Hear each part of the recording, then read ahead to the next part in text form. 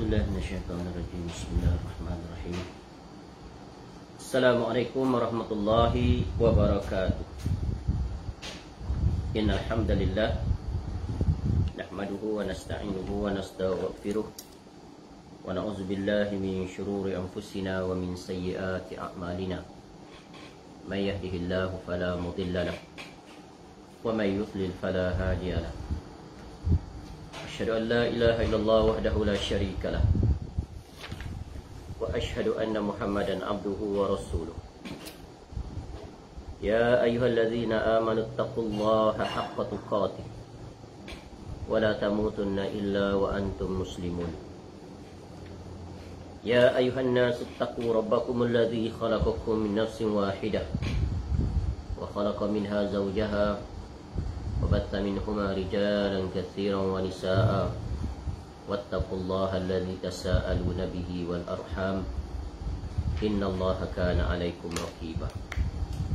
يا أيها الذين آمنوا اتقوا الله وقولوا قولا سديدا يصلح لكم أعمالكم ويغفر لكم ذنوبكم ومن يطع الله ورسوله فقد فاز فوزا عظيما. أما بعد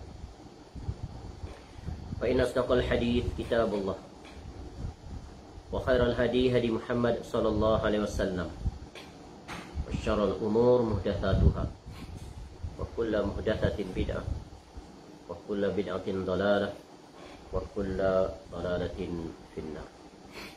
اللهم إنا نسألك علما نافعا. Ya Allah, kami mohon kepada Engkau ilmu yang bermanfaat, warizqan thayyiba, dan rezeki yang baik, wa amalan mutaqabbala, dan amal yang diterima. Alhamdulillah, bersyukur kepada Allah Subhanahu Wa Taala dapat kembali kita bertemu untuk kita menyambung semula kuliah kita dengan mengambil faedah daripada buku yang bertajuk Buku Pintar Ilmu Tauhid, yang merupakan kompilasi fatwa dan risalah Fadilatul Syekh Muhammad bin Saleh Al-Utsaimin rahimahullahu taala, yang disusun kembali oleh Abu Fadli Rabbani hafizahullah ta'ala. Sebuah kitab yang diterbitkan oleh Media Tarbiyah cetakan yang pertama Rejab 1440 Hijrah bersamaan dengan April 2019. Sebuah kitab yang membahaskan tentang hal ehwal terkait tentang Tauhid, yang didatangkan pada perbahasan ini iaitu merangkumi 12 bab ataupun 12 perbahasan dengan tajuk-tajuk yang pelbagai, yang semuanya adalah membicarakan hal ehwal terkait tentang ilmu tauhid. Kerana ilmu tauhid adalah awal wajib yang wajib dipelajari oleh setiap muslim. Kerana barang siapa yang memahami tentang tauhid, mengilmuinya, memahaminya dan mengamalkannya serta mengajak manusia kepadanya, maka sungguh dia termasuk di dalam orang-orang yang beruntung dan telah menunaikan hak tauhid. Kerana pokok segala kebaikan itu adalah kembali kepada tauhid. Aslus salahi at-tauhid wal iman wa aslul fasadi asyirku wal kufru. Pokok segala kebaikan adalah tauhid dan iman, dan adapun pokok kerosakan adalah syirik dan kekufuran, sebagaimana yang disebut oleh Ibn Taymiyah rahimahullah dalam kitabnya Majmu' Fatawa. Baik, insyaAllah pada pertemuan kali ini kita akan meneruskan pada bab yang baru, iaitu bab yang ke-9, iaitu bab yang telah datang pada menyatakan tentang perwujudan nyata terhadap tauhid, iaitu pada muka surat 209. Dan kita Alhamdulillah telah selesai mengambil faedah pada bab yang ke-8, iaitu membersihkan ibadah setiap hamba daripada noda-noda syirik. Secara panjang lebar telah dijelaskan dalam beberapa pertemuan. Dan sekarang kita masuk bab yang ke-9, perwujudan nyata terhadap tauhid. Ini realisasi tauhid dalam kehidupan seorang muslim. Baik, berkata Syekh rahimahullah ta'ala, sebagaimana yang dipaparkan oleh penyusun, iaitu Abu Fadli Rabbani hafizahullah ta'ala, sungguh Allah tabaraka wa ta'ala telah mengutuskan Nabi Muhammad sallallahu alaihi wasallam dalam keadaan manusia di zaman itu bergelimang dengan kesyirikan dan berbagai macamnya. Ada yang menyembah patung-patung, Ada yang menyembah Isa Al-Masih alaihi salam, ada yang menyembah pohon-pohon, dan ada yang menyembah batu-batuan. Sampai-sampai ada orang yang ketika sedang safar, iaitu dalam perjalanan musafir atau perjalanan jauh, lalu ketika mana ia sampai di tanah lapang, ia pun mengambil 4 buah batu, lalu diatur sedemikian rupa untuk dijadikan berhala, dan ia pun menyembahnya. Jadi ini adalah merupakan situasi iaitu sebelum dan semasa Nabi SAW diutuskan kepada kaum penduduk bumi Mekah, iaitu yang dikenali sebagai kaum Quraisy, musyrikin, musyrikin Quraisy, yang merupakan kaum Nabi SAW, yang mana Nabi SAW berada di tengah-tengah mereka. Dan Nabi SAW dipilih oleh Allah Ta'ala daripada sekalian mereka itu untuk diangkat menjadi Rasul. Dan Nabi SAW, dia mulia dari sisi nasab, memiliki hubungan kedekatan sampai kepada Nabi Ibrahim AS, Abul Anbiya, dan sampai kepada tentunya kepada Nabi Adam AS.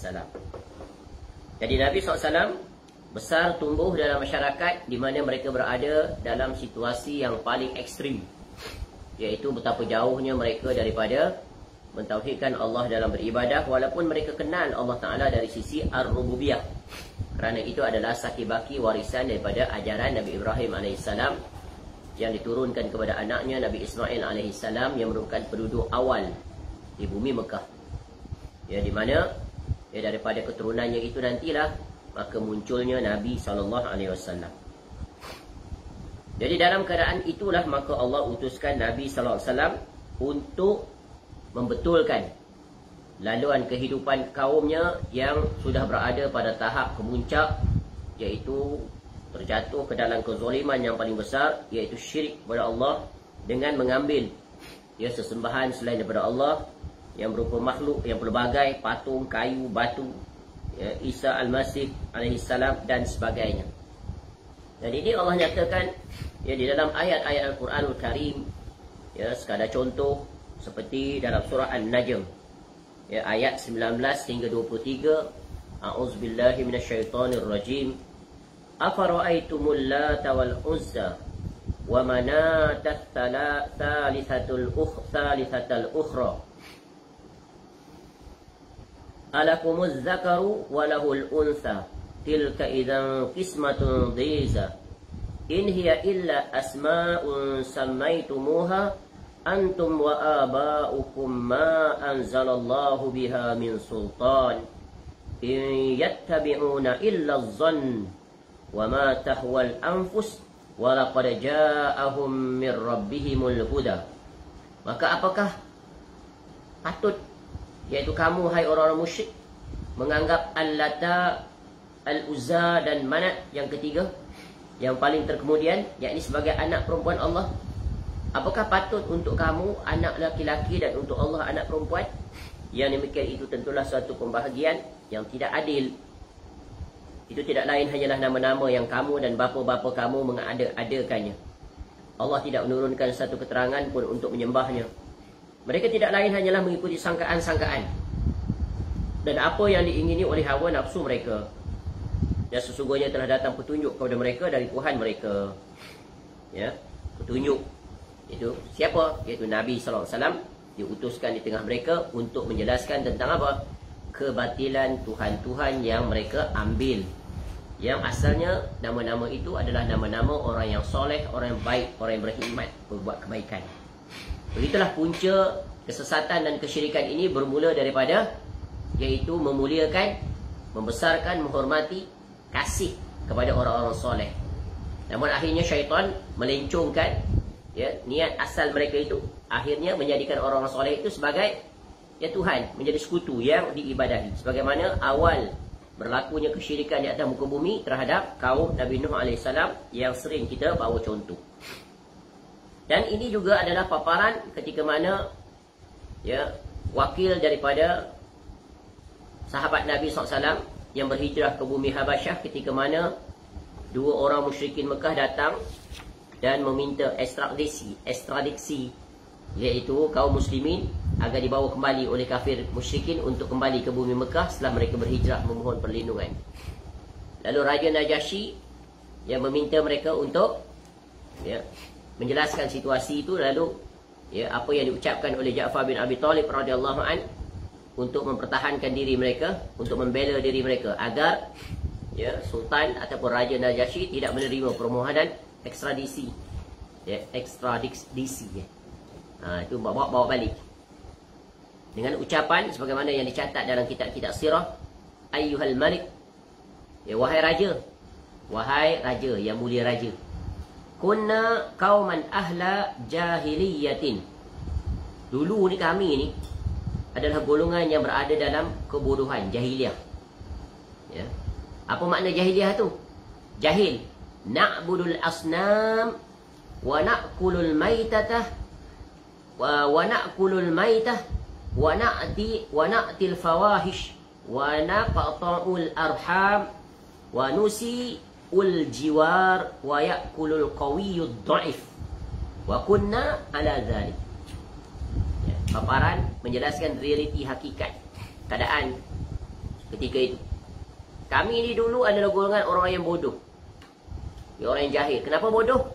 Iaitu contoh menyembah berhala, memakan bangkai, gemar melakukan kejahatan, suka buat jahat, fawahish, gemar memutuskan hubungan silaturahim, wa naqta'ul arham,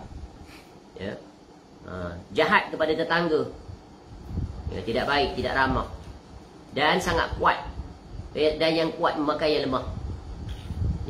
Maknanya apa? Menindas, membuli. Dan demikianlah keadaan kami. Itulah keadaan kami. Sehingga hatta basa'allahu lana, sehingga Allah utuskan atas kami ni, bagi kami rasulan, seorang rasul. Kama ba'athar rusula ila man qablina, sebagaimana telah Allah utuskan sebelum itu rasul-rasul. Itu contoh. Itulah situasinya. Kalau kita mempelajari kitab-kitab sirah, kita akan mula-mula dipaparkan tentang keadaan umat manusia seluruh dunia sebelum diutuskan Nabi SAW, di pelbagai benua tempat, di India, di Parsi, di Rom, dan berbagai lagi lah. Semuanya adalah berada dalam keadaan yang sangat parah. Keadaan dunia ketika itu sangat parah. Kesyirikan berleluasa, bermahajaralela, kezaliman berleluasa, manusia menindas sesama manusia, dan berbagai lagi, tiada keadilan. Maka dengan kedatangan Nabi SAW, maka itu adalah rahmat bagi sekalian alam, sebagaimana disebut dalam Quran. Baik. Kemudian Allah Azza wa Jalla pun menyelamatkan mereka dengan perantara Rasulnya dari jurang kebinasaan dan kebodohan. Kebodohan yang nyata tadi. Keselamatan dari menyembah berhala-berhala kepada menyembah Allah Ar-Rahman. Jadi Allah mengutuskan Nabi SAW untuk mengeluarkan manusia daripada zulumat kesyirikan, kebodohan, kepada petunjuk cahaya, hidayah, kepada cahaya iman, kepada cahaya iaitu membebaskan diri daripada memperhambakan sesama makhluk, iaitu kepada memperhambakan diri kepada pemilik pencipta makhluk, iaitu Allah Ta'ala. Meletakkan sesuatu kembali pada tempatnya yang selama ini tidak berada pada posisi yang sepatutnya. Jadi sampai mereka semua mewujudkan tauhid kepada Allah Rabb semesta alam dengan sebenar-benar perwujudan, iaitu dapat terjadi jika mereka menjadikan amal-amal ibadah itu kepada Allah saja, dengan mewujudkan sikap ikhlas kepada Allah Tabaraka wa Ta'ala dalam tujuan, rasa cinta dan pengagungan. Sebab realitinya orang-orang kafir musyrikin itu, mereka tahu Allah Ta'ala itu, bahkan ada juga rasa cinta mereka kepada Allah, tetapi rasa cinta mereka itu tidak sepenuhnya. Rasa cinta mereka itu, pengagungan mereka itu dikongsi dengan makhluk yang mereka letak posisinya sama dengan Allah Ta'ala atau melebihi. Sebagaimana yang kita sering datangkan, iaitu daripada ayat ketiga surah Az-Zumar, ma na'buduhum illa liyuqarribuna ila Allahi zulfa. Tidaklah kami yang menyembah patung-patung itu, melainkan supaya patung-patung itu mendekatkan diri kami kepada siapa? Kepada Allah. Jadi hakikatnya kami sembah Allah, tapi kami jadikan patung itu sebagai apa? Sebagai perantara, untuk lebih semangat, lebih menyungguhkan, lebih menyungguhkan. Ya, itu alasan mereka. Jadi mereka rasa tak puas hati kalau sembah langsung Allah, kena ada perantara. Dan akhirnya perantara itu yang mereka anggap Tuhan. Ya, dan mereka meninggalkan Allah Subhanahu Wa Taala. Itulah ketika mana disebut dalam surah Az-Zumar, ya, surah 39 ayat yang ketiga. Baik. Sehingga jadilah hamba yang ikhlas pada Allah dalam tujuannya, ikhlas pada Allah dalam cintanya, ikhlas kepada Allah dalam pengagungannya, serta ikhlas kepada Allah secara lahir dan batin. Jadi ibadah ini tak boleh ya dimasuki oleh sebarang ya campur tangan makhluk. Ya, iaitu dinamakan menyekutukan Allah dengan makhluk dalam beribadah. Allah tak izinkan sama sekali. Ya, kecintaan, keikhlasan, pengagungan, ya, dan sebagainya hanya milik mutlak Allah Ta'ala. Makhluk ia tidak dibenarkan sekali-kali untuk memasuki wilayah tersebut. Tidaklah ia mengharapkan sesuatu dari ibadahnya tersebut melainkan hanya wajah Allah Azza wa Jal dan dapat masuk syurga yang Allah muliakan. Jadi beribadah ini ya hanya untuk Allah.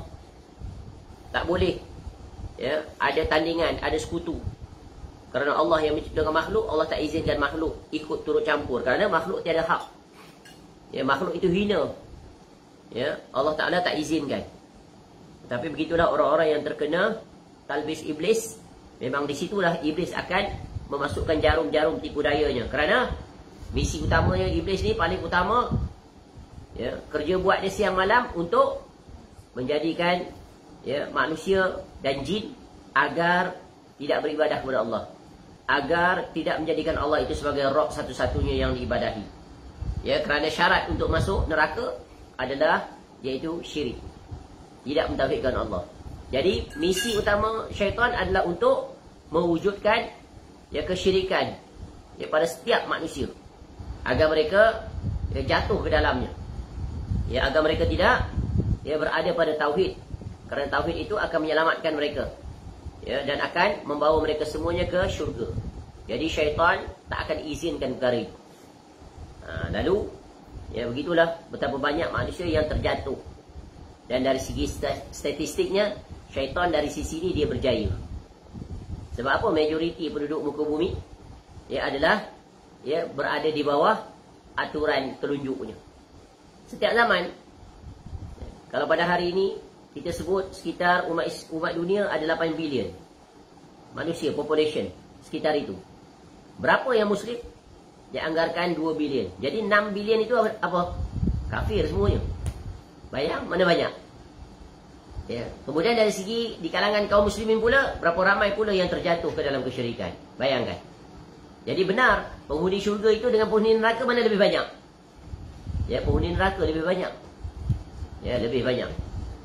Sebab apa? Sebab mereka kufur kepada Allah. Allah Tabaraka wa Ta'ala berfirman, "Qul inna salati wa nusuki wa mahyaya wa mamati lillahi rabbil alamin." Katakanlah wahai Muhammad sallallahu alaihi wasallam, sesungguhnya solatku, ibadahku, hidupku dan matiku hanyalah untuk Allah, Rabb seluruh alam. Surah Al-An'am, surah yang ke-6 ayat 162. Jadi ayat ini menegaskan bahawa iaitu perintah. Perintah pada siapa? Kepada orang yang beriman. Perintah kepada orang yang beriman iaitu agar segala kerja buatnya yang merupakan hak Allah Ta'ala iaitu ibadah. Maka ibadah itu hendaklah ditujukan hanya kepada Allah. Tak boleh dipalingkan. Ya. Barang siapa yang memalingkan amal ibadahnya kepada selain Allah, maka apa akan berlaku? Fahuwa musyrikun kafirun. Maka dia akan menjadi kafir dan musyrik. Ya, musyrikin dan kafir. Musyrik ni apa? Ya, dia melakukan amal-amal syirik. Walaupun dia solat, tapi dia minta kepada selain daripada Allah yang makhluk tak mampu untuk melaksanakannya. Ya. Kafir memang mutlak kafir. Musyrik kafir, jadi kafir dia. Ya. Jadi ada dua kelompok, musyrik dan kafir. Kafir itu adalah orang-orang yang memang daripada asal tak beriman kepada Allah. Seperti orang yang menyembah berhala, patung, berbagai-bagai. Ya, musyrik dia boleh jadi orang yang memang asal kafir, musyrik, seperti kaum musyrikin Mekah itu dipanggil musyrikin. Ya. Juga di kalangan kaum muslimin boleh jadi musyrik. apabila mereka terjatuh dalam perkara dan perbuatan syirik. Tu. Jadi menjadi seorang Muslim belum selamat kalau dia tidak memiliki ilmu, mengetahui tentang tauhid, mengetahui tentang syirik. Kalau kedua-duanya tidak dia ketahui, parah sekali keadaannya. Kalau dia mengetahui salah satu pun belum selamat, maka dia wajib mempelajari dua-dua perkara. Sebagaimana telah kita sebut kaedah, iaitu araftu syar' la li syar', lakin li tawaqqi, dan seterusnya. Ya, aku mengetahui keburukan bukan untuk berbuat keburukan, agar aku jangan terjatuh ke dalamnya. Barang siapa yang tidak mengetahui keburukan, ya, maka potensi kebarangkalian besar untuk dia jatuh ke dalamnya adalah besar. Jadi risikonya sangat tinggi. Sebab tu, yang mempelajari dua perkara ini adalah fardu ain. Ya, fardu ain, dia bukan fardu kifayah. Kena tahu apa sajakah dia perkara yang boleh menyebabkan terbatal keislaman seseorang. Kena tahu apa makna syirik. Apa sajakah yang disebut syirik, yang datang daripada 3 jurusan. Menerusi ucapan, menerusi perbuatan anggota tubuh badan, menerusi perbuatan hati. Tiga-tiga ni pintu terbuka luas untuk terjatuh ke dalam kesyirikan. Ya. Dan juga wajib, tentunya awal wajib mengetahui tentang tauhid, perisai yang sangat kukuh, iaitu tentang keimanannya kepada Allah dari sisi yang benar, iaitu dari sisi ar-rububiyah, al-uluhiyah, al-asma' was sifat. Ya, maka akan kuatlah, kukuhlah.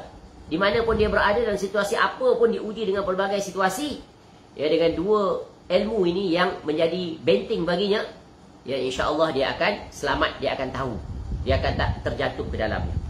Ya, sebab itu belajar tentang ilmu yang berkaitan tentang tauhid, ya, tentang syirik, maka dia adalah ilmu sepanjang hayat, wajib belajar sampai mati. Ya, dilahirkan pun diingatkan tentang tauhid, hujung usia pun diingatkan dengan tauhid, dibangkitkan daripada, ya, dibangkitkan, ya, didudukkan di alam barzah pun ditanya tentang tauhid. Di negeri akhirat tak bergeser kaki Adam, kaki anak Adam pun ditanya tentang tauhid sebelum yang lain-lain. Kerana ini adalah awal wajib, akhir wajib, hak Allah Ta'ala. Lulus, lepas yang ini, yang lain akan menjadi mudah. Allah Ta'ala juga berfirman, fa ilahukum ilahun wahidun falahu aslimu. Maka sesembahanmu ialah ilah yang Maha Esa. Kerana itu berserah dirilah kepadanya. Ya. Serah dirilah kamu kepadanya. Jangan serah diri kamu kepada selain daripada Allah. Ya. Jangan berbuat ibadah kerana makhluk, kerana nak dapat pujian, ya, kerana nak dapat sokongan, kerana nak dapat habuan dunia. Jika itulah niat kamu, maka kamu telah terjatuh ke dalam kesyirikan. Syirik apa ni? Ya, dia boleh datang dari sisi syirik, iaitu ar-riya. Penyakitnya membinasakan amal yang dia lakukan. Tetapi kalau dia berterusan dalam situasi itu, akan memungkinkan membawa dia kepada tauhid, syirik akbar. Ya, syirik akbar, iaitu, ya, terjatuh, terbatal tauhidnya, maka digantikan dengan syirik. Maka jika dia tidak bertaubat sebelum dia mati, maka dia akan kekal di dalam neraka selama-lamanya. Ya, wa'iyyazubillah.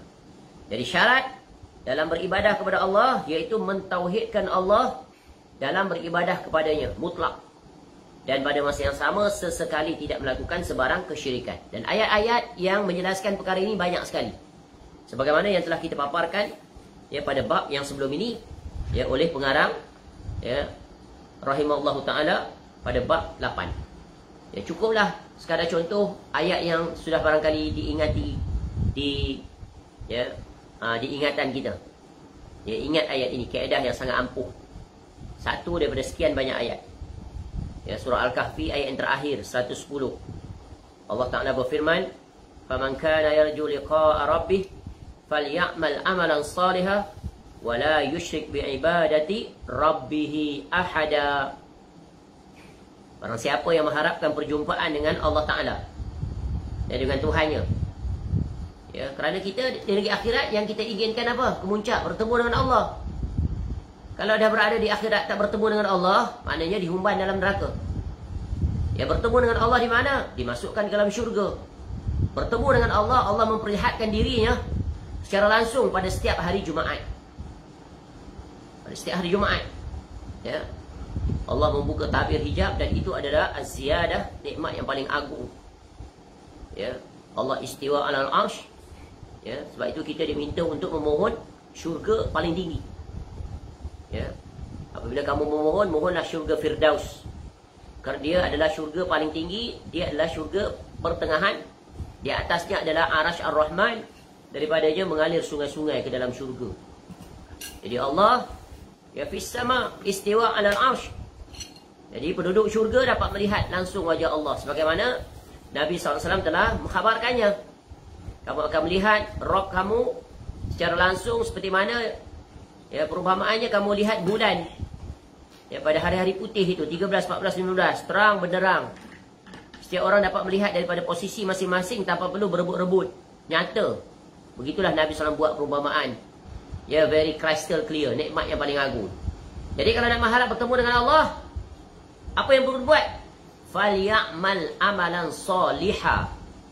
Maka hendaklah kita beramal dengan amalan yang soleh. Kita dah sebut sebelum ini. Ya tentang iaitu pada bab yang ke-7. Ya, pada bab yang ke berapa? Yang ke-7. Ya, ni cross reference balik.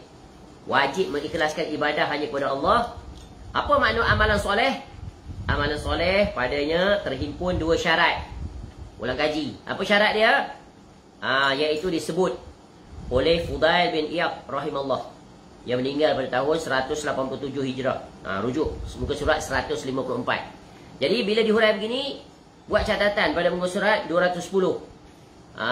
Please refer to page 154. Ya, syarat ibadah. Jadi tajuk-tajuk ni dia ibarat scattered puzzle. Ya, interrelated. So what you have to put, you have to do, put it together. Cross reference dia panggil. Jadi setiap kita baca ni kita tahu kedudukannya di mana. Inilah semua bab-bab ini adalah bab yang dependence, bukan independence, dia dependence. Ya, saling berkaitan. Jadi kita rujuk apa kata Fudail bin Iyad rahimahullah, ya, akhlasuhu wa aswabuhu.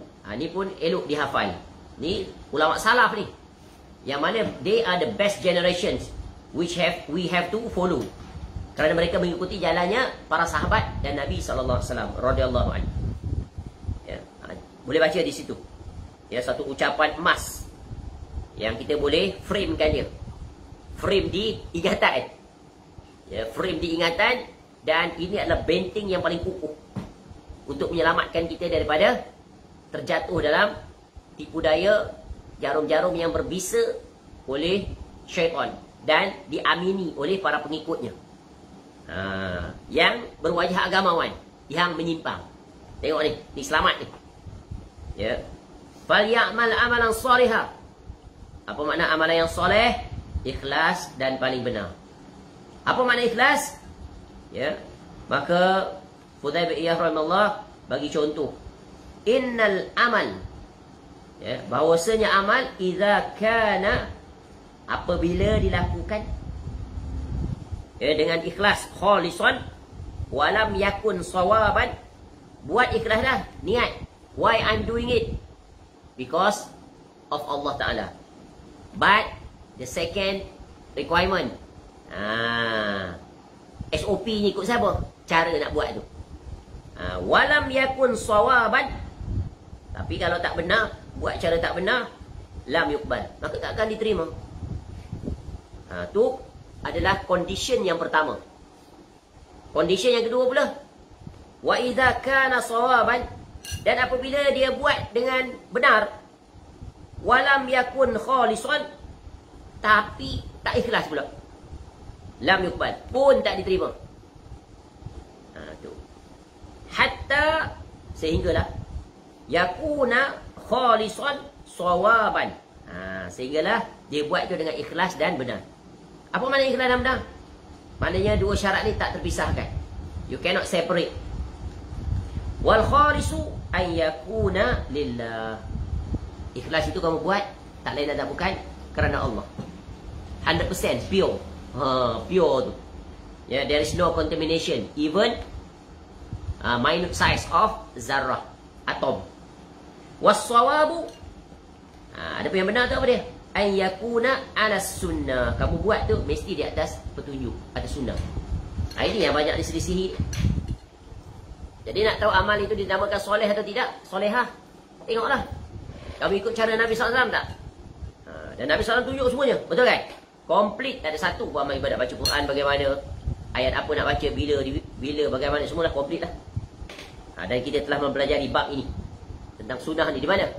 Dalam kitab Amalan Sunnah dalam setahun. Boleh dirujuk pada kuliah tersebut.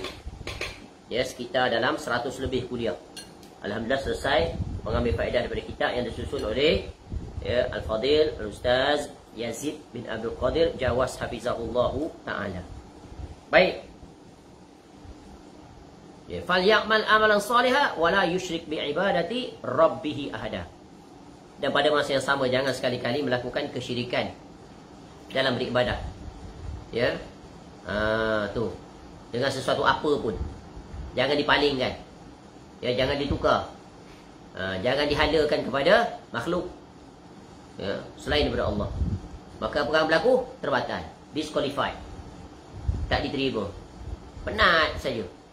Dengan anggapan harap-harap diterima oleh Allah, dapat bertemu dengan Allah nanti di negeri akhirat dalam syurga, tiba-tiba terpeleset, terpelanting.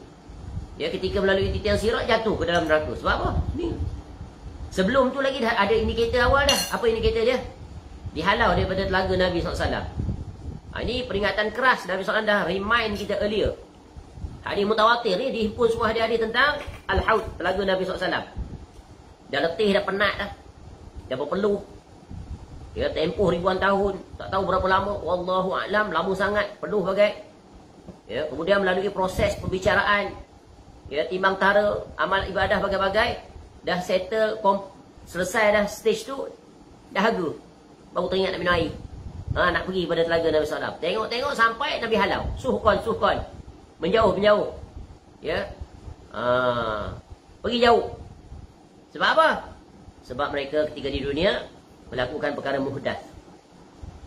Buat ibadah tak ikut contoh Nabi SAW. Buat ibadah, dia ambil daripada poket masing-masing. Bukan daripada Nabi SAW. Ini bukan perkara kecil. Ini perkara yang sangat besar. Tak boleh dipandang remeh. Jangan main-main dalam bab ini. Di dunia kamu bolehlah datang pelbagai alasan itu ini. Apa salahnya? Ni bagus. Ni tok guru buat. Ni tok syekh buat. Nanti di negeri akhirat kamu akan menyaksikan betapa penyesalan yang tiada terhingga. Ya. Cukup. Kita dah dicukupkan dengan apa yang dicukupkan oleh Nabi SAW. Inilah syaitan ni. Dia bersorak-sorai. Seronok dia tengok orang melakukan amalan bid'ah. Sebab itu berkata juga Fudail bin Iyad rahimahullah tentang pelaku bid'ah ni. Al-bid'atu ahabbu iblis minal ma'siyah. Pelaku bid'ah ni, pelopor, pelaku, pengikut, penyokong, pendukung ni, iblis yang suka. They are his best friend. His or her best friend. Syaitan dia jangan tidur dengan sebab apa dia beranak kan, beranak pinak. Ya, Kenapa Fudail bin Iyad boleh berkata demikian? Sebab wal maksiatu yutabu minha. Pelaku maksiat ni dia memang ada peluang nak taubat. Sebab dia tahu dah. Ya, kalau dia tak solat, dia tahu solat tu dia perkara yang wajib, tapi disebabkan lemah, malas dan berbagai lagi. Dia tahu arak tu, walaupun dia hobi minum arak, tapi dia tahu arak tu haram.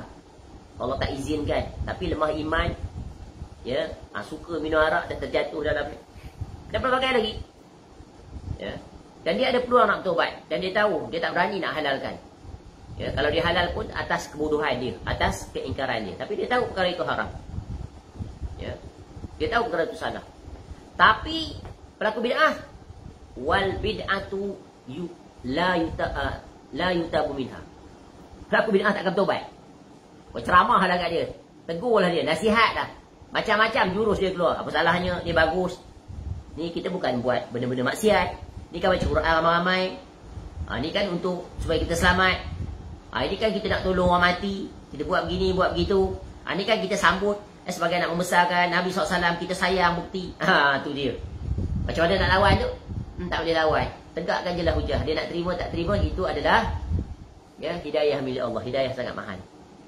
Kita sebut Nabi SAW tak buat. Nabi SAW tak ada pun satu karinah yang Nabi SAW datangkan, sama ada yang tersurat atau yang tersirat, mengatakan benda ni kena dibuat, dapat pahala, kena disungguhkan. Tak ada satu pun. Jangankan itu, para isteri Nabi SAW yang paling sayang pun tak pernah buat. Ya. Para sahabat Nabi SAW yang paling dekat dengan Nabi SAW, para khulafa ar-rasyidin yang kita disuruh untuk mengikuti sunnah mereka pun tak pernah buat. Kalaulah itu sunnah baru, tentu mereka dah buat. Tak buat juga. Ya, begitu juga imam kita, imam mazhab, Imam Syafi'i rahimahullah yang kita jadikan panutan pun tak buat. Habis kita ikut siapa? Ikut tu apa? Kerajaan Fatimiyah yang menyambut, yang membesarkan. Syiah. Ajaib tu, ajaib. Datanglah apa-apa dalil. Ini bahayanya apa? Bid'ah.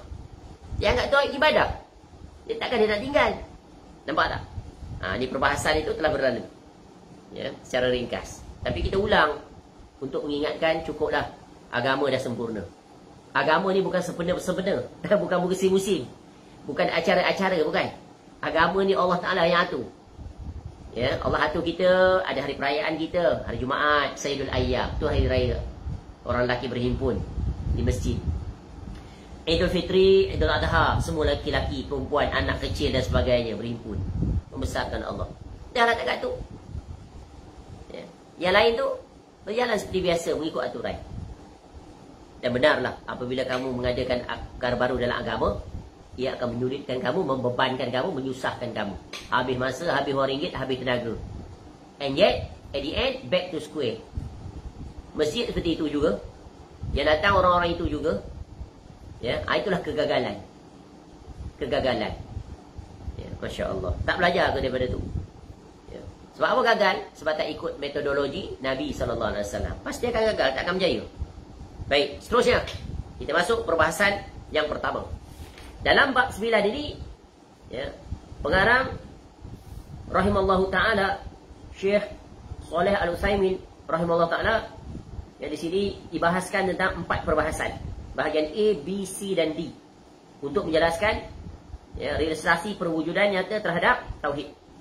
Bahagian A dimulai dengan makna tahqiq at-Tauhid. Bismillah.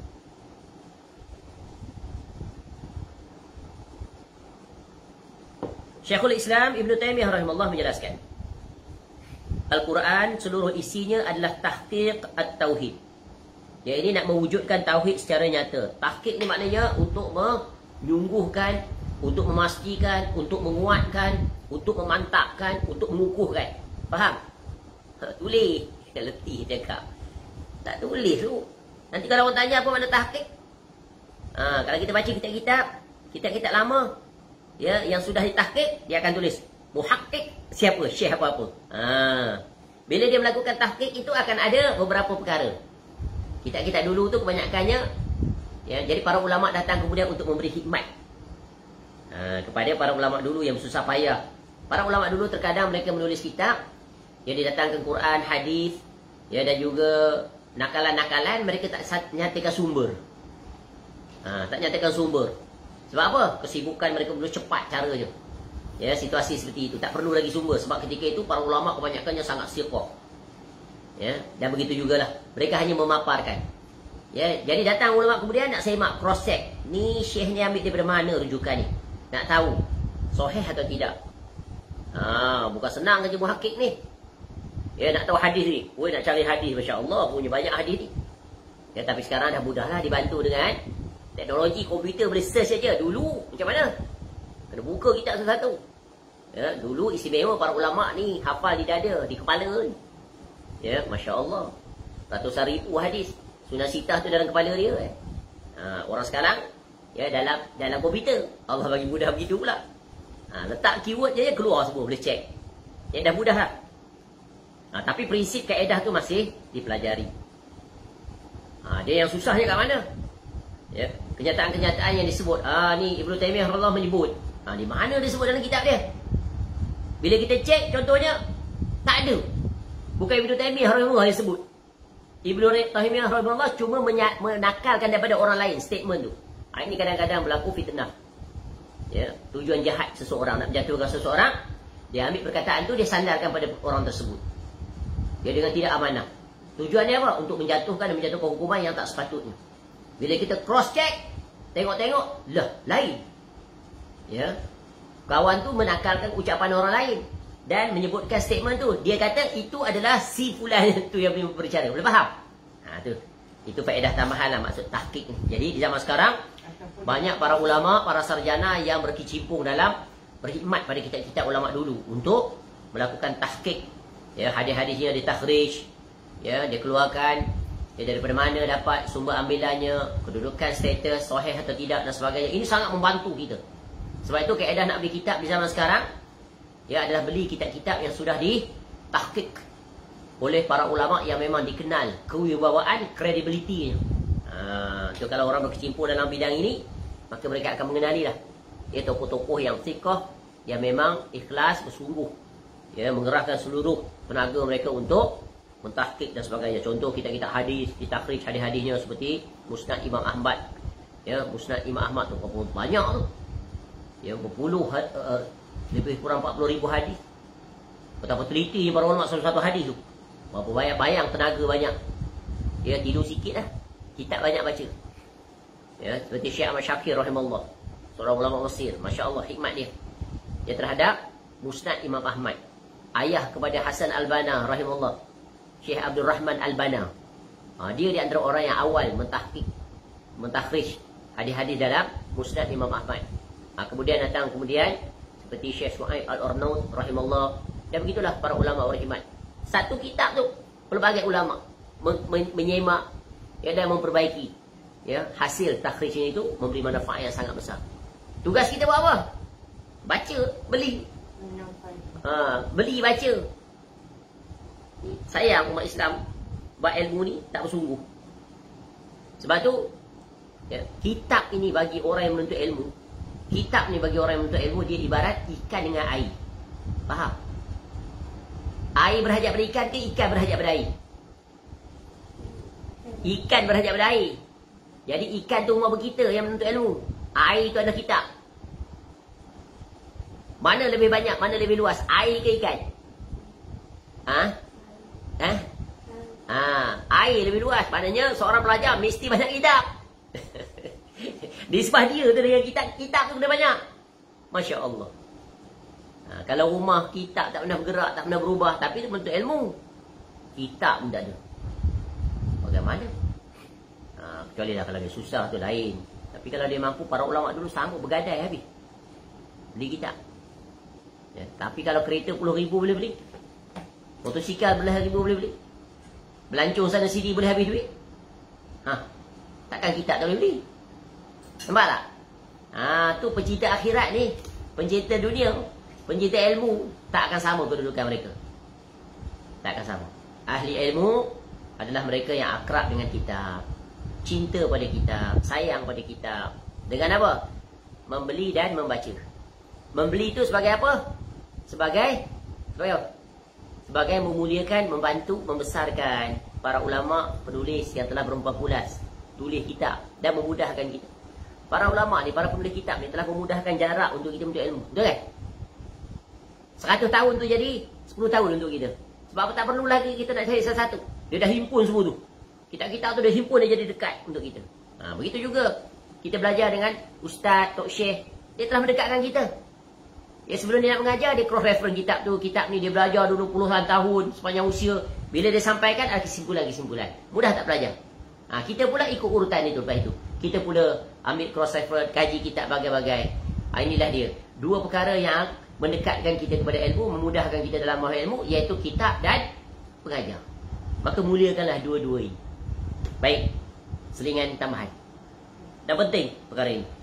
Baik, makna tahqiq at-tauhid tadi iaitu ikatan yang menyelamatkan dan, ya, keperluan atas kebahagiaan di akhirat.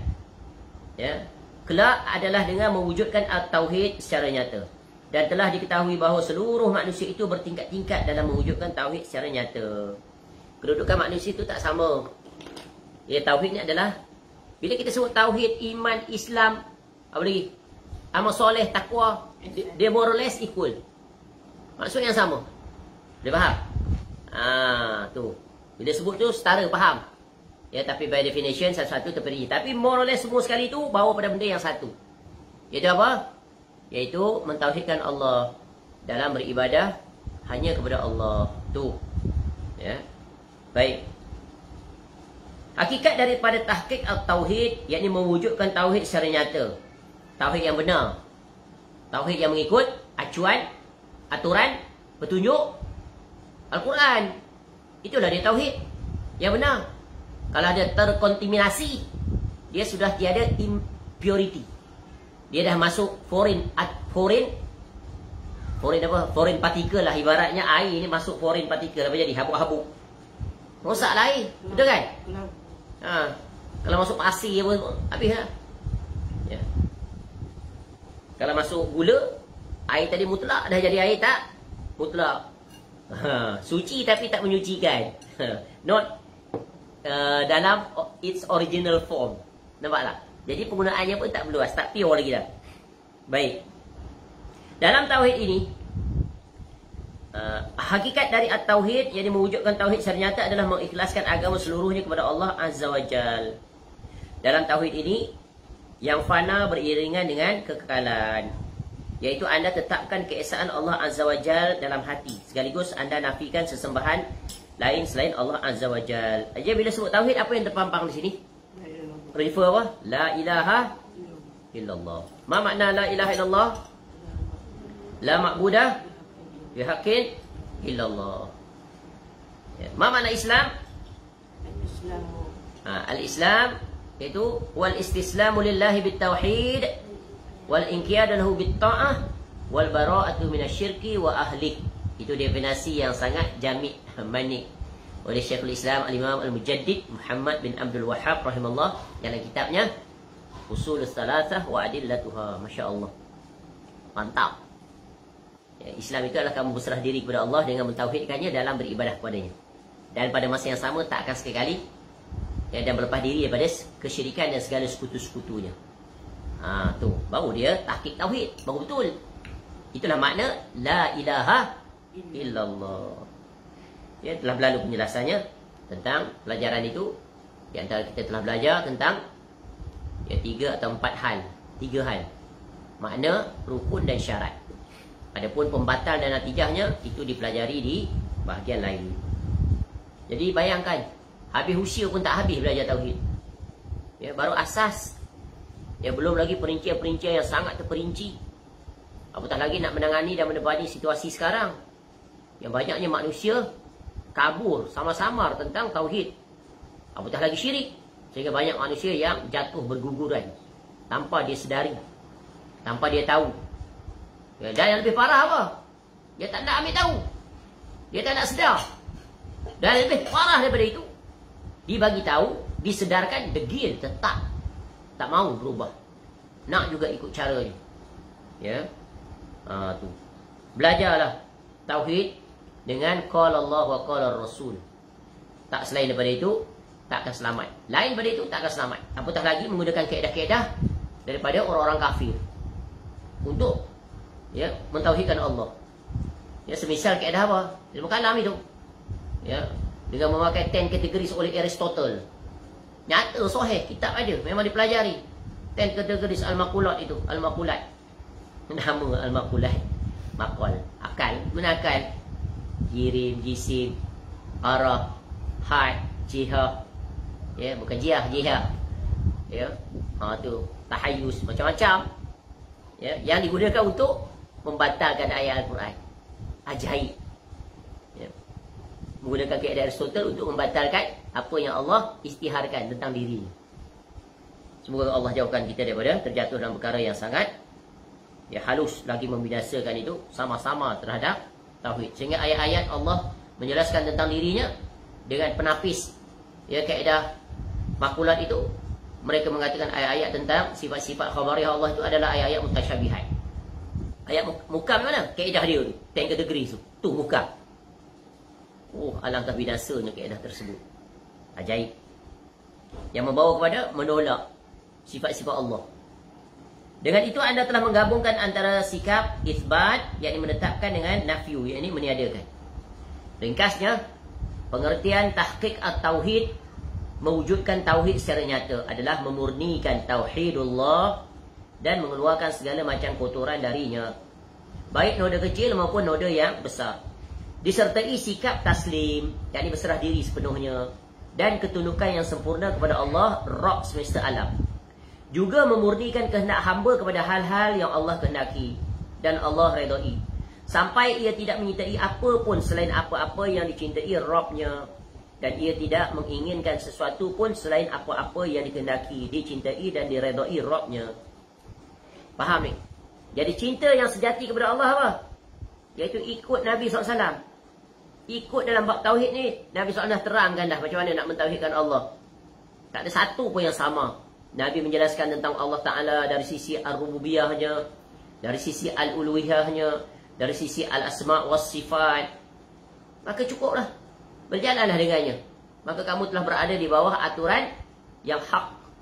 Kamu telah mentahqiq tauhid kamu kepada Allah dengan hak. Kerana kamu telah bersumberkan kepada apa? Qala Allah wa qala Rasul. Jangan sekali-kali ada campur tangan. Apatahlah lagi campur tangan daripada kaedah-kaedah yang memalingkan kamu daripada qala Allah wa qala Rasul dengan mengambil kaedah-kaedah yang direka cipta oleh orang-orang kafir, semisal ahli falsafah yang tak beriman kepada Allah, ya, iaitu Aristotle, Socrates, Plato dan yang seakal dengannya. Itu seakal. Sebab guna akal. Yang nakal tu duduk bawah nak akal dia. Allah kata istiwa, dia kata tak. Itu macam makhluk. Ya, kena ditakwilkan. Mustahil Allah itu istiwa alam ars. Kalau begitu Allah bertempat. Dia sama mula-mula dia apa? Tashbih dulu. Dia anggap Allah tu macam dia. Yang ajaib, kaedah dia tu contradiction, contradict each others. Dengan alasan menyerupai makhluk, maka hendaklah ditakwil. Habis sifat Allah maha mendengar, yang maha melihat, kudrah, iradat, basar, sama' tu. Kenapa kamu terima? Tu kan makhluk semua ada juga seperti itu. Itulah. Ya, hewaya mereka ini. Ya. Alasan mereka itu membantah diri mereka sendiri. Tapi tak mau juga insaf dan bertobat. Degil dia. Ya, degil. Kaedah yang baku ni adalah dia konsisten. Betul kan? Dia letak di mana pun dia konsisten. Dia takkan kata di situasi A boleh pakai, di situasi B tak boleh pakai. Maka kontradik. Gugurlah kaedah itu. Hipotesisnya tak boleh di-proof, tak boleh dijadikan rumus, tak boleh dijadikan prinsipal. Faham? Macam kita nak membuktikan E equal to MC square tu. Einstein punya formula. Ataupun G, gravity equal to tu. Macam mana dia nak proof tu? Dia boleh proof. Ya, tak berubah dia. Dia konsep dia malah. Di mana pun letak sama. Macam tu macam kita buat formula. Bila kita calculate begini, kira-kira dapat berat. Berat cawan ini, ya, diameter, tinggi, kali, dapat keluasan. Memang tepat dah. Sebab formulanya itu tak berubah. Tak mana aplikasi dia pun, bila untuk ukur benda macam ni, pakai formula tu. Sampai tahap tu nak pergi faham. Ini bahaya tu. Betul-betul lah. Qutaibiyah rahimahullah kata, ahli bid'ah ni memang sulit. Sulit. Dia hobi, dia sayang sangat kaedah dia tu. Padahal kaedah dia kaedah yang batil. B, kedudukan tahqiq tauhid.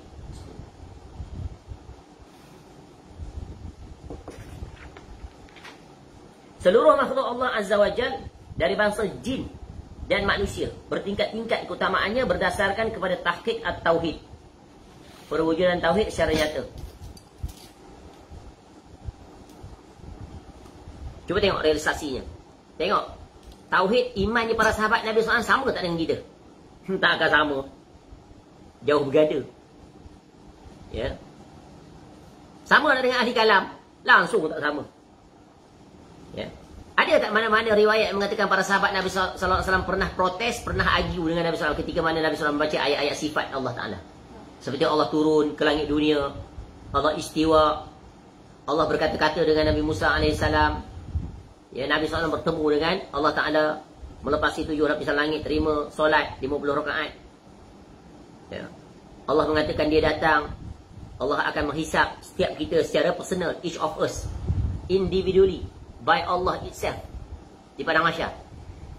Allah dapat dilihat, nanti ahli syurga dapat melihat Allah.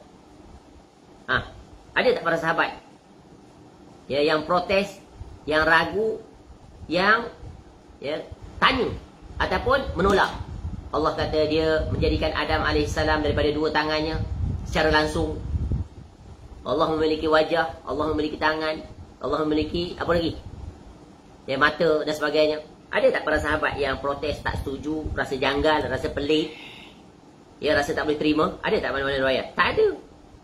Sebab apa? Tauhid mereka benar. Jiwa mereka bersih. Kerana apa?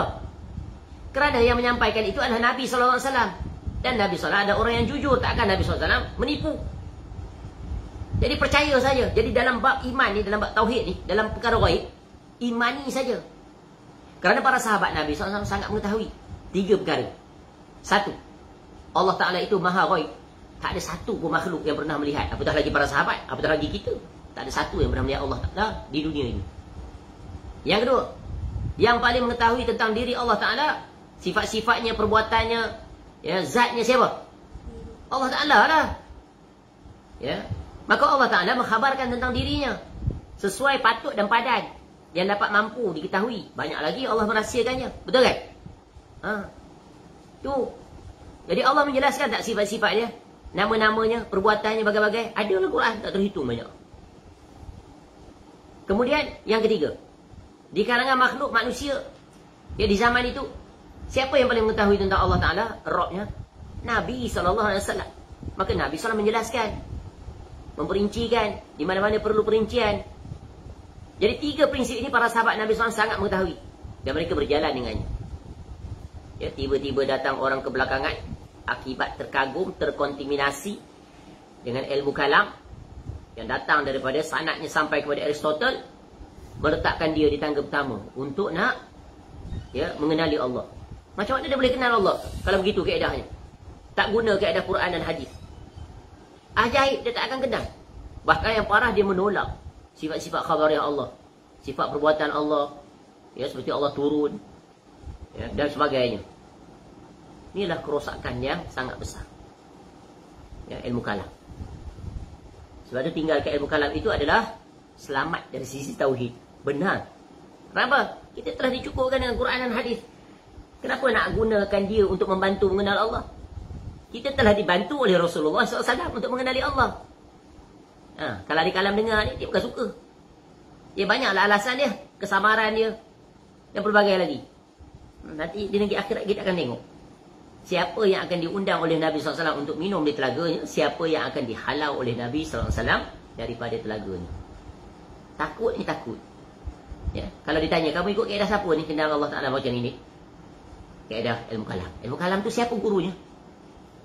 Aristotle. Buku apa yang kamu pakai waktu kamu belajar di dunia? Makulat, Al-Asyarah. Memang sahih. Dia tak boleh nafi buku tu memang dia belajar. Wasail ilmu kalam. Kitab tu lah mula-mula. Kitab tu kalau belajar untuk ilmu fizik, boleh lah. Memang ilmu fizik ilmu tu. Tapi dia aplikasi pada ilmu metafizik, hancur lah. Allah musta'an. Selamat dengan akidah, ya, Al-Quran dan hadis. Benar lah. Ya. Maka sebab itu Nabi SAW ingatkan kita, taraktu fikum amran lan tadillu ma tamassaktum bihima kitabullah wa sunnati Nabi SAW. Tu, kamu tak akan sesat selama-lamanya if you refer dengan 2 sumber, Quran dan hadis. Ya. Alaikum bisunnati ila akhir hadis, haddu 'alaiha bin nawajis. Pegang teguh dengan sunnah aku. Sunnah Nabi SAW mana? Quran tu lah. Sunnah Nabi SAW. Hadis Nabi SAW tu lah dia. Dalam bab apa? Akidah, situ. Dalam bab apa? Ibadah, situ. Dalam bab apa? Akhlak, situ. Dalam bab apa? Muamalah, situ. Dalam urusan apa pun situ semuanya. Ya, enough is enough. Why we have to use others? And yet they are kufur. Ketika Umar radhiyallahu anhu nak baca Bible, Nabi SAW larang. Betul kan? Nak baca kitab apa, Taurat, dilarang. Cukup dalam Quran. Nampak? Padahal Umar radhiyallahu anhu orang yang memang kukuh tauhidnya, betul kan? Masya Allah, ahli syurga. Orang seperti itu pun dilarang, kita lagi parah. Akhirnya membesarkan ilmu kalam berbanding kalam Allah. Itu bahaya sungguh. Ya. Baik. Tidak ada yang mampu menghitung tingkatan-tingkatan tersebut selain Allah, Rabb semesta alam. Sosok-sosok yang telah mewujudkan tauhid secara nyata dengan benar adalah para nabi alaihi wassalam. Ya, di antara para nabi ada yang lebih utama, iaitu para rasul alaihi wassalam. Adapun di antara para rasul ada yang lebih utama, iaitu para rasul dikenali sebagai ulul azmi alaihi wassalam. Adapun di antara ulul azmi ada rasul yang paling utama berdasarkan tahqiq at-tauhid, iaitu 2 kekasih Allah Subhanahu wa taala. Siapa? Nabi Muhammad sallallahu alaihi wasallam dan Nabi Ibrahim alaihi wassalam. Ya, alaihi wassalam. Jadi tingkatan rasul-rasul pun, ya, berjenjang-jenjang, bertingkat. Begitu juga orang-orang yang mengikutinya juga bertingkat-tingkat. Sebab iman itu adalah sifatnya apa? Tauhid. Pertama berdasarkan ilmu, yang kedua berdasarkan amalan. Yazidu wa yanqus. Naik turun. Yazidu bi ta'ati rahman wa yanqusu bi ta'ati syaitan. Tu silih berganti. Tidak ada tauhid yang lebih sempurna dan lebih tinggi dibanding tauhid yang para rasul alaihi wassalatu wassalam tegak di atasnya.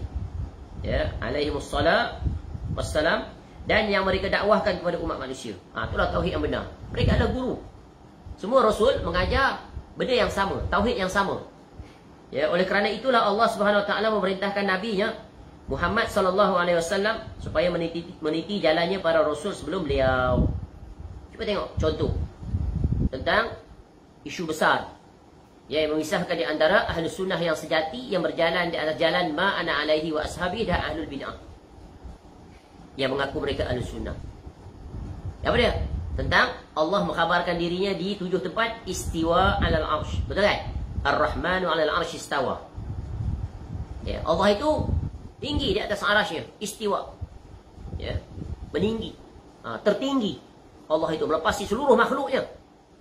Ya, sesudah makhluk itu tiada lagi makhluk. Yang ada hanya Khalik, iaitu Allah Ta'ala. Mudah faham tak? Berhentilah setakat tu. Ya. Ketika mana Nabi SAW menjelaskan perkara-perkara itu, tengok orang-orang kafir musyrikin ada tak bantah? Ada tak ayat Quran mengatakan orang kafir membantah bahawa Allah Ta'ala itu istiwa alal ars? Tak ada. Ya. Bahkan Fir'aun pun, waktu Nabi Musa AS tu membenarkan. Ketika mana dia memerintahkan Haman buat apa? Buat bangunan tinggi, buat tangga. Buat tangga ke buat bangunan tinggi dalam Quran tu? Buat bangunan ke bangunan tinggi kan? Aku nak tengok Tuhan Musa di langit.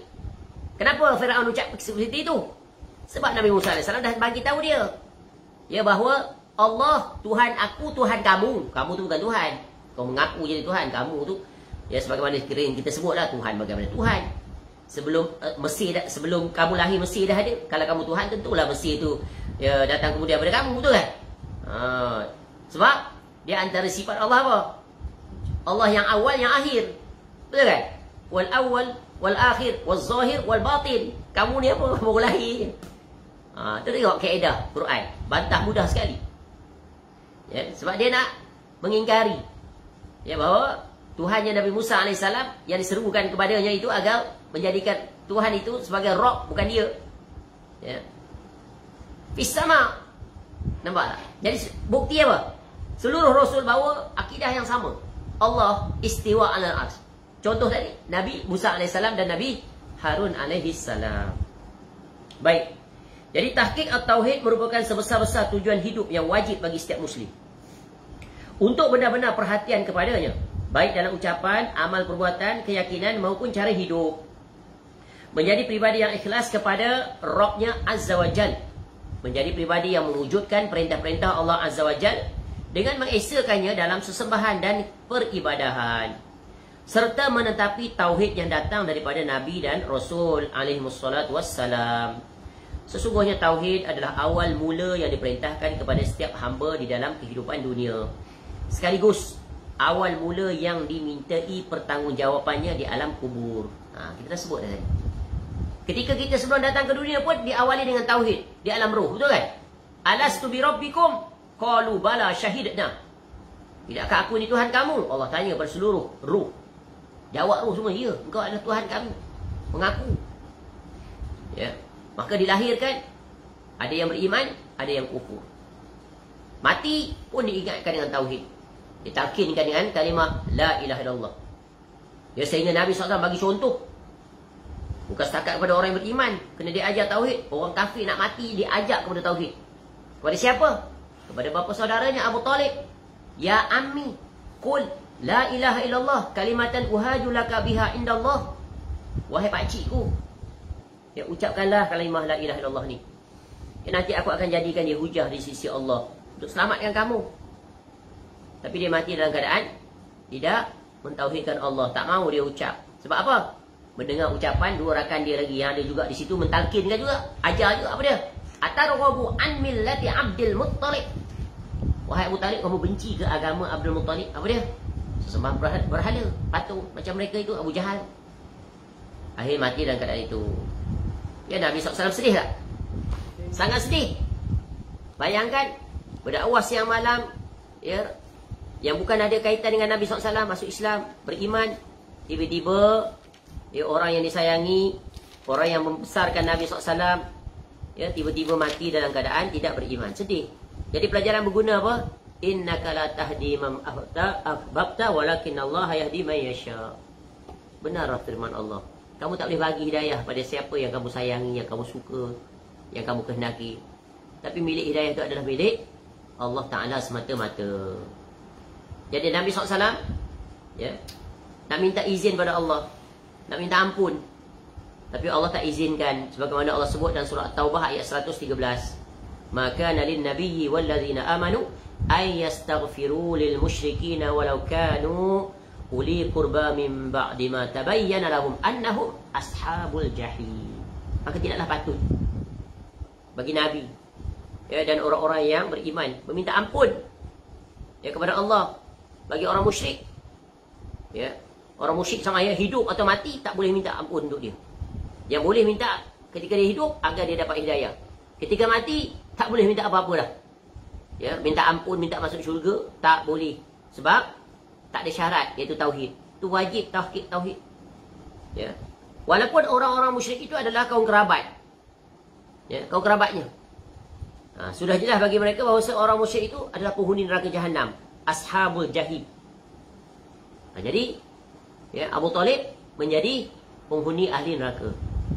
Dan selepas itu ayat 114 Allah kisahkan pula Nabi Ibrahim AS. Allah dahulu dulu kisah Nabi SAW, kemudian datang kisah Nabi Ibrahim AS. Ada pelajaran berguna, betul kan? Patutnya Nabi Ibrahim dululah, sebab dia dulu datang AS, betul kan? Nabi Ibrahim AS pun situasi yang sama. Ayah dia Azar, pembuat patung, pun tak nak beriman. Dia ayah, tadi bapa saudara, kuranglah sikit. Yang ni bapa sendiri.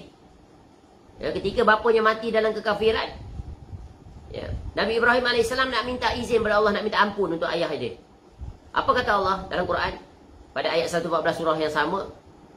Wa ma kana istighfaru Ibrahim li abihi illa am mau'idatin wa'adaha iyyah. Tu. Falamma tabayyana lahu annahu aduwwun lillahi tabarra'a min. Inna Ibrahim la'awwahun halim. Tu Nabi Ibrahim sedih. Dan permintaan ampun. Istighfar, nak minta ampun. Dari Ibrahim AS untuk diabihi, untuk ayah dia. Daripada Allah nak minta ampun. Tidak lain hanyalah kerana suatu janji yang diikrarkan pada bapanya. Maknanya Ibrahim salah satu khidmat bakti pada ayah. Tak apa kau mati, tetap aku akan usaha minta ampun untukmu. Betul kan? Sayang seorang anak pada ayah. Tapi ayahnya mati dalam kafir. Maknanya 50-50 permohonan ni. Lalu maka tak kalah jelas bagi Ibrahim bahawa bapanya adalah musuh Allah, adu. Tengok Allah sifatkan ayah Nabi Ibrahim sebagai musuh. Sebab apa musuh? Tak mau tauhid kepada Allah, musuh nombor satu. Walaupun ayah menjaga anak, membesar. Bahkan daripadanya adalah lahir keturunan seorang Rasul yang agung, dikenali sebagai Abul Anbiya, Khalilur Rahman. Maka Ibrahim pun lepas diri daripadanya. Ini menunjukkan apa? Betapa taatnya Nabi Ibrahim AS pada Allah. Mendahulukan Allah berbanding dengan orang tuanya. Itu kaedah belajar.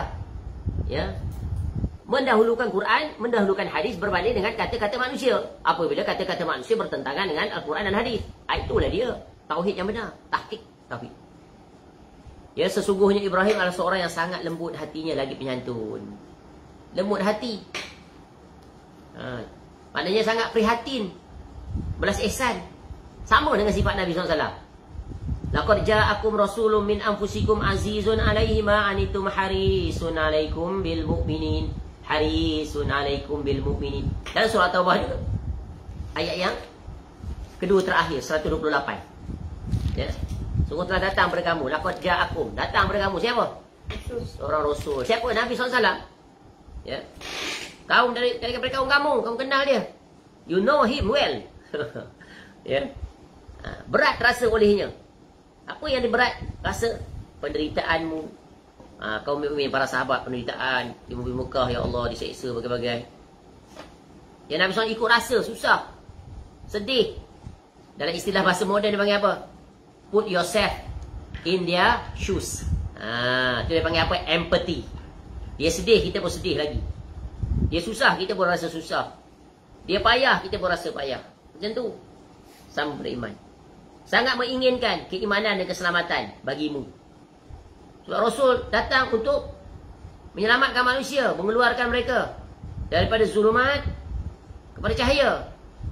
Sebab itu Allah menyebut dalam Quran, Allahu waliyul ladzina amanu yukhrijuhum minaz zulumati ilan nur. Allah menjadi pembela, wali. Dia bagi orang beriman, mengeluarkan mereka daripada kegelapan kepada cahaya. Cahaya apa? Hidayah. Sebab itu harta yang paling bernilai bagi seorang mukmin adalah hidayah. Hidayah di atas as-sirat al-mustaqim. Hidayah di atas jalan ma ana alaihi wa ashabi. Satu-satunya firqah, kelompok yang selamat yang akan bersama Nabi sallallahu alaihi wasallam dalam syurga. Mereka adalah al-jamaah, ahli sunnah wal jamaah yang sejati, yang hakiki. Bukan hanya pada penamaan, tetapi pada ilmu, penerapan, realisasi dan juga dakwah.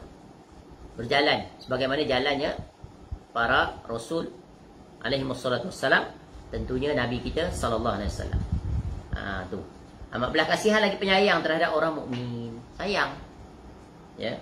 Kepada orang kafir, Nabi sallallahu sangat berhajat agar mereka mendengar dakwahnya. Terima. Ya. Aslim taslim. Aslim ya. Taslam. Tapi itu bukan sabda Nabi SAW. Itu disebut Islamlah kamu, maka kamu akan selamat. Baik, kat mana tadi? Urusan tahqiq at-tauhid, mewujudkan tauhid secara nyata merupakan alasan Allah menciptakan jin dan manusia. Manusia diciptakan, jin diciptakan untuk apa? Mentauhidkan Allah. Wa ma khalaqtul jinna wal insa illa liya'budun. Az-Zariyat ayat berapa? 56. Ya. Dan tidaklah aku ciptakan jin dan manusia melainkan supaya mereka itu beribadah kepadaku. Apa makna ibadah di situ? Ayyuhidullah, iaitu mentauhidkan Allah. Hanya Allah satu-satunya yang diimani, yang ditaati, yang diserahkan diri, yang dibesarkan, yang diagungkan, tempat memohon. Yang tersimpul pada kalimat iyyaka na'budu wa iyyaka nasta'in. Manifestasi yang setara semakna dengan kalimah yang agung la ilaha illallah. Faham tak tu? Faham. Itu kaedah, senang tak? Senang, terang, jelas. Ya, kerana urusan inilah timbul permusuhan antara para nabi dengan umat-umat mereka. Kerana urusan inilah tegak panji peperangan antara wali-wali Allah Azza wa Jal dengan wali-wali syaitan yang berlarut-larut sepanjang masa sejak zaman dahulu hingga yang akan datang. Jadi, ya, pertentangan akan tetap berlaku sepanjang zaman. Tauhid takkan sekali-kali bersekutu, bersatu, bergabung bersama dengan syirik. Ya, mereka tak akan bersama. Jadi persatuan, kesatuan, ya, didasari atas tauhid. Perpecahan, pertelinggahan, ya, akibat adanya syirik yang mula masuk dan nak merosakkan serta membatalkan tauhid. Jadi siapa-siapa yang menyeru kepada persatuan, ya, maka persatuan itu hendaklah didasarkan kepada apa? Tauhid. Bukan kelompok, bukan aliran, bukan parti, ya, bukan warna-warna tertentu, nama-nama organisasi tertentu, bukan. Persatuan hanya dapat diwujudkan dengan kembali kepada tauhid. Ya, ada pun seruan-seruan daripada itu tak akan membawa kepada persatuan yang hakiki. Ya, jadi perpecahan akan selama-lamanya berlaku. Ya, sesama umat Islam akan berlaku apabila mereka tidak berjalan di atas tauhid sebagaimana yang dipaparkan di dalam Quran dan hadis Nabi sallallahu alaihi wasallam. Jika mereka keluar daripada itu, tetap akan ada orang yang datang memperingatkan mereka, mengajak mereka, ya, kembalilah kepada jalannya Nabi sallallahu alaihi wasallam. Jangan ikut selain daripada itu. Maka dengan itu akan mewujudkan persatuan. Jadi persatuan tak akan berlaku melainkan dengan tauhid yang benar. Perpecahan pasti akan berlaku bila tidak mahu kembali kepada tauhid yang benar, iaitu tauhid yang dibawa oleh Rasulullah sallallahu alaihi wasallam. Baik, selesai dulu di sini.